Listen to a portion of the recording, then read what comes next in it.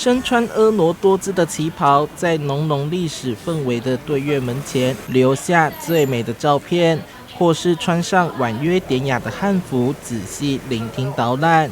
这是赤坎澎湃商圈和梦月楼所推出的旅游拍照路线。我们的商圈呢，因为在这个古城里面，所以呢，里面有最多的庙宇，还有城门，然后呢，也有很多的百年老店，大概有6、7家以上。那很多你可以看到街道里面的地砖以及古建筑，这些是非常迷人的，其他地方无法取代。在地导览的结合，然后呢，刚好我们在这边呢可以换装旗袍啊、汉服、浴衣，还有我们的就是韩服各色的一个服装，然后可以深入其境的一个体验。游客换装走读，仿佛穿越时空。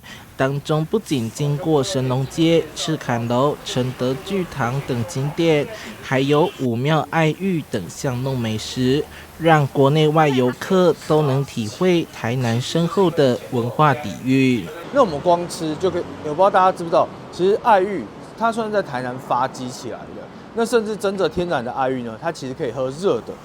那甚至爱玉老板呢，他会现场表演火枪喷爱玉。如果看到一些人他在网络上面介绍，其实都是比较浅层的。那真的还是要导览呢，才能够更加的深入了解这个城市的文化、故事、历史啊。台南就是一个慢活的生活，所以我觉得就不是单纯是走商圈，可能就是像巷弄里面的美食跟了解历史，我觉得都很棒。